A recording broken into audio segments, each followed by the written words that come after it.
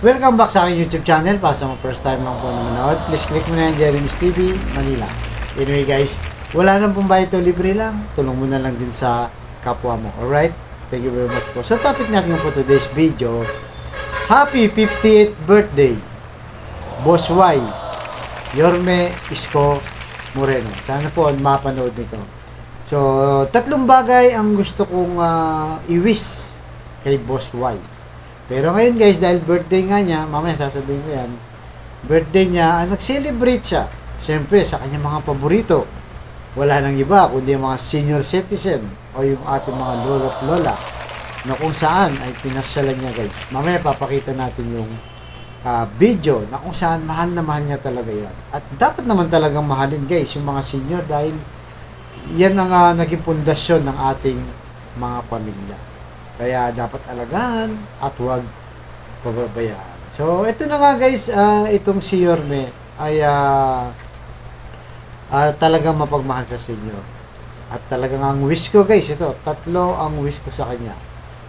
Number 1, ngayong 50 na siya, dapat lagi siyang malakas at malusog, di ba?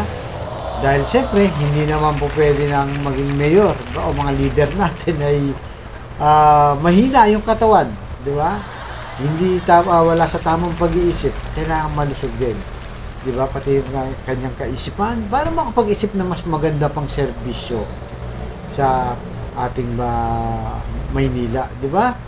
Kasi yan ang kailangan po natin na isang malusog. Nakita naman natin guys na sobrang sipag sa kakaikot pa lang itong si Yorme, talagang parang walang kapaguran. Kaya sana stay healthy po kayo, Boss Y. Di ba? So, pangalawa guys, pangalawang wish ko kay Boss Y Isko Moreno, sana mananalo siya ngayong 2025 na alam naman natin kahit paano sure na yan guys. At matapos niya ang tatlong termino niya. Nasa naman ang nagsabi na uubusin niya na yung oras niya o panahon, halos sa isang dekada. So, 3 taon yan. 3 taon, so 9 years, almost isang dekada nga. At dapat, sana, gagawin niya na munang Singapore ang Maynila, di ba? Para na sa ganun, sa loob siguro ng isang dekada na yun, guys, di ba? Marami ng mga na naipagawa. Sigurado tayo dyan, guys. Kaya sabi ko sa inyo, di ba, excited ako kung ano pa kaya gagawin ni Yorme na out of the box. Yung sinasabi kong out of the box na hindi pa naiisip, na hindi pa nagagawa ng ibang mga leader natin o mga politiko, pero siya naiisip niya, di ba? Yun ang, doon ako na-excite kung ano pang gagawin niya sa Maynila. Yun, sana matapos niya yung termino niya ng 3 terms, di ba? Para at least talagang 1,000% na ipakita niya na ang galing niya. Bagamat nakita na natin guys, di ba? Sa 3 years lang talaga namang nakita na natin yun. At yung panghuli, diba? Yung panghuli guys, yung panghuli. Sa final, sana siya pa rin ang ating makita. At hindi naman tayo magsasawang sumuporta sa kanya guys. So, susuporta. Kahit nung 2022 pa, talagang kinampanya na natin yan. Na ang final guys, sana maging presidente pa rin siya ng ating bansa. Baka yun ang talagang tamang panahon sa kanya, di ba? Kahit hindi siya pinalad nung 2022 last presidential election. Dahil para sa akin guys, talagang siya yung nakikita ko. Siya lang ang nakikita ko na bukod tanging pag-asa ng ating bayan na sana nga pagdating ng araw na yun, yung tamang panahon, sabi nga ni Aisa Sigera guys, di ba?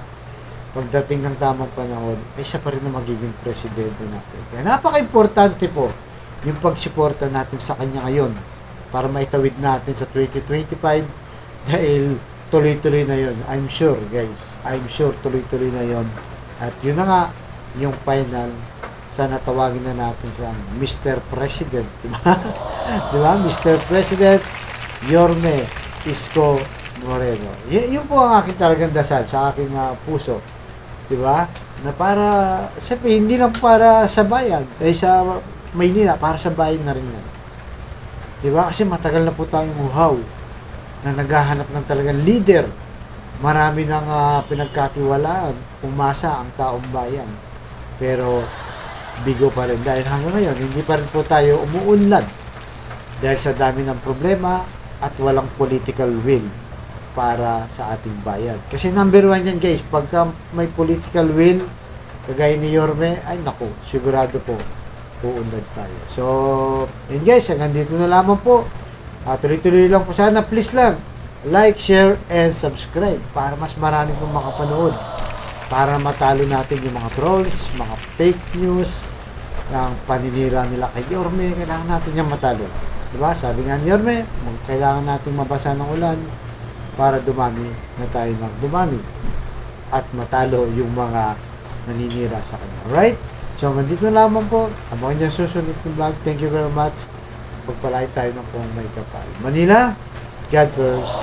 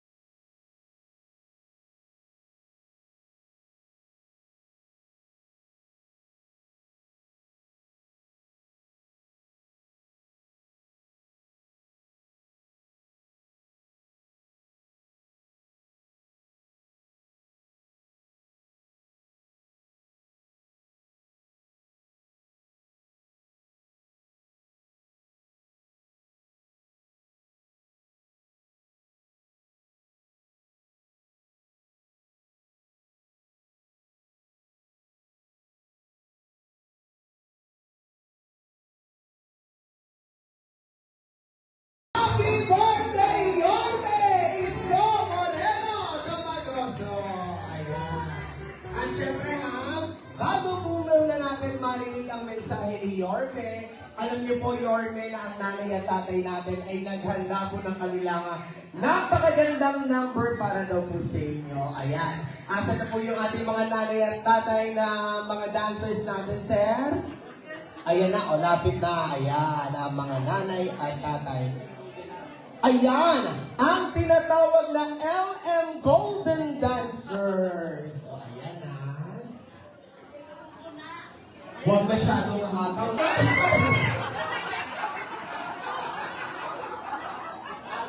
Diyos ko po, tatay. Ang layo po ng gap. Oo, nakakagulan si tatay. Okay? Once again, palakpakan po natin the LM Dancers.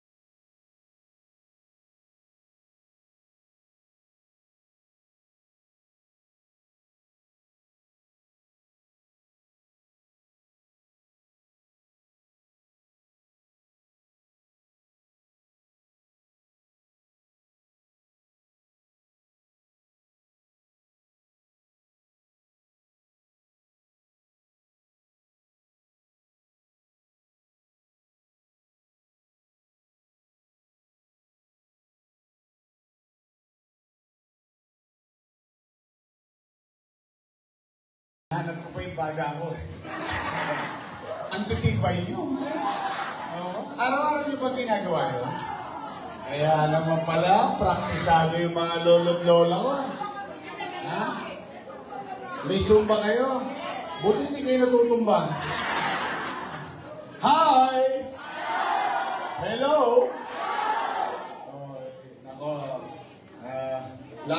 year, nandito rin tayo. Huwag kayong mag-alala. Butame! Naalala ni nanay. Butame! Mauna na! Anyway, papasensyahan nyo na yung konti kong handa. Para sa inyo yan. Alam nyo naman, usually every year, lagi ako halos nagbe-birthday sa mga bahay ampunan, lalo na sa Maynila. No? Doon ako lagi, madalas. Pero for the past years, iniisip ko yung mga lolo at lola ko dito. Mamaya din meron din sa Maynila, doon sa isang bahay din na kumakalinga sa ating mga apo, mga lolo, lola, mamaya naman din yun. But for the meantime, ito, may konti kami regalo sa inyo. Birthday ko, pero kayong niregalo. Masaya pa kayo? Dito kami nagbe-birthday na ako. Basta, huwag masyadong magsusumba, baka matumba talaga. Kasi nakakahingal eh. No? Basta kayo, sa inyong lahat na nandito, huwag kayong malulungkot. Dahil una, mababait naman yung mga staff natin dito. Palakpakan natin ang ating mga staff sa Australia. Mga volunteers. At saka, ipagdarasal natin yung mga taong individual or korporasyon na tumutulong lagi sa atin. Bagamat hindi nila obligasyon yun, pinararamdam nila sa atin ang pagmamahal. Kaya siguro bilang sukli, silang mga mabubuting tao, maisama natin sa ating dasal.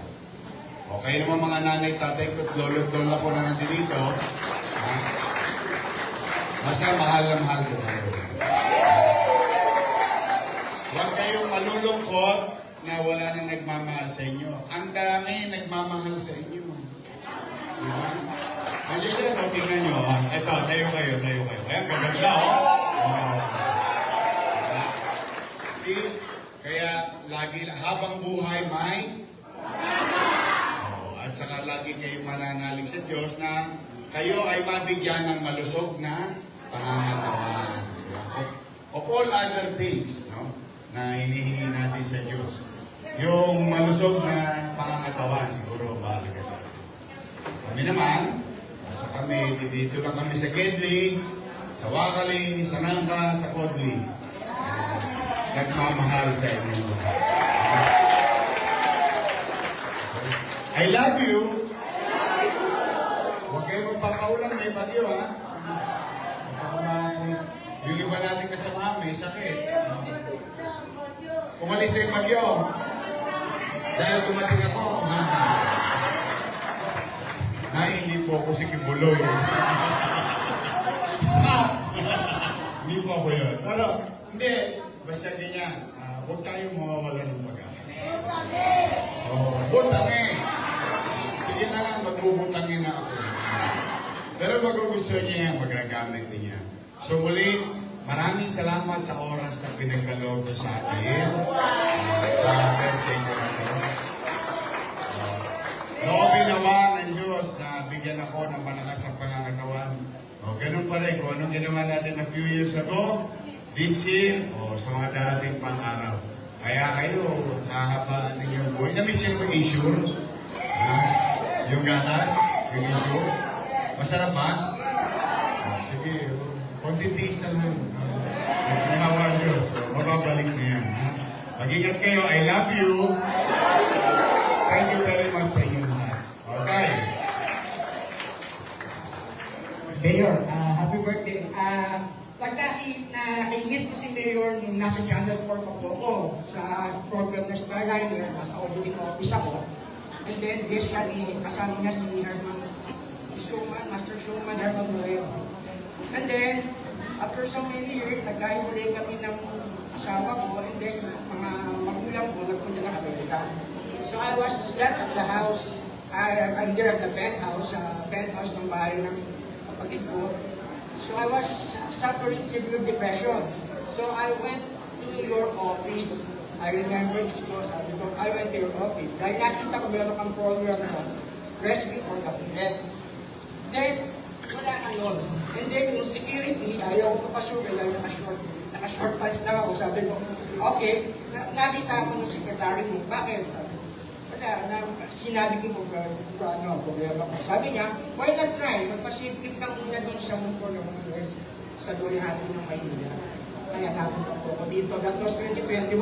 At nice to say to you na naka-recover ako. Nawala yung siguro depression. And then, as a sign of gratitude, I think the one acronym of your name, what do I did, and I'm really good.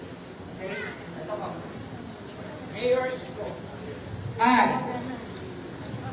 Part of the lot on the list that you have done, to us, you are the best, the greatest one.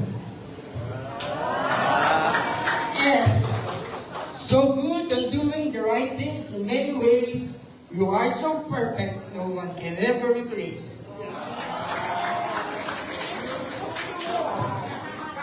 Hey, kind and honest, yes you are. To each and everyone, you are above par. Oh, outstanding in helping others. Thanks so much to elders like us. You're a big brother. Thank you so much.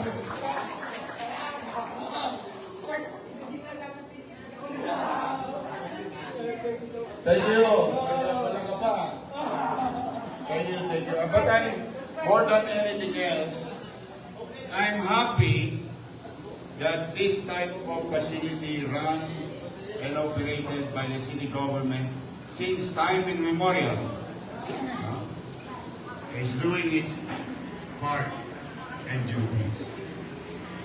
On behalf of our fellow public servant in this facility, our employees, co-workers in government, to the volunteers, to our partner institution, we would like to thank each and every one of you appreciating the purpose of Manila Boys Town facility. Kung nararamdaman ninyo ang pagmamahal dito, kung nararamdaman ninyo ang pagkalinga dito, kung nararamdaman ninyo ang pagbibigay ng pahalaga sa inyo, masaya na po kaming lahat ng mga lingkod bayan. Because that's the very purpose of doing this and building this institution. This is not for us, but this is for you. Kaya sa mga lolo't lola ko at sa mga ko, kung nasaan man sila, huwag silang mangimik na I think they're going to be better to be inside this facility, mingling, being with co-elders. Mas masaya dito kaysa solo katawan sa kalsada. Di ba? Saka napasin ko, kung ikaw na lalaki single dito, may makakalapit ka, maraming mga single. Hindi naman mga chinchanso. Kapalitan ka. Yeah? At then, mga lola-lola ko, may mga asip pa dito. I think it would be better for you, kung nasaan man sila ngayon, o kaya yung iba natin kababayan, meron nakikita mga matatanda sa kalsada, pag malasakitan na nila, dalhin nila dito. Welcome kayo dito. Kasi talaga gusto namin, hanggang sa huling sandali ng buhay nyo, maiparamdam sa inyo na merong nagmamahal at kakalinga sa bawat isa.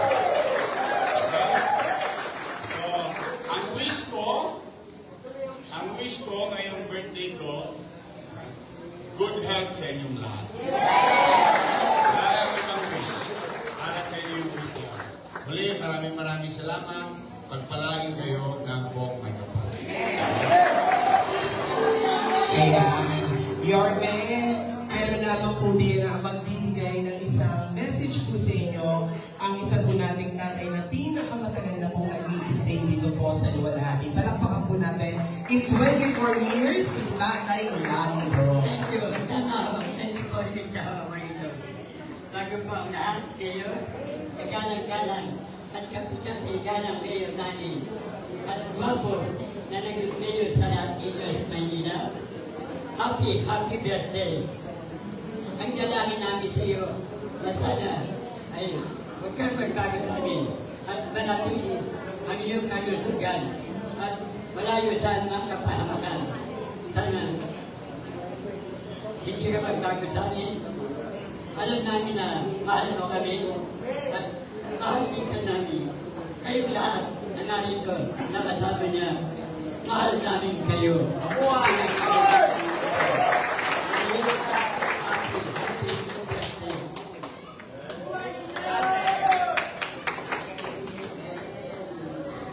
Maraming salamat, Tatay Lando. Palakpakan naman natin si Tatay Lando. At syempre, isang malakas na palakpakan naman para sa ating birthday boy, Yorme Isko Moreno Tomagoso. Good luck na yun dyan. Magandang regalo ni Yorme para sa mga nanay at tatay mo. At syempre rin, yung mga regalo niya para po sa inyo. At yung ating mga food. Ayan.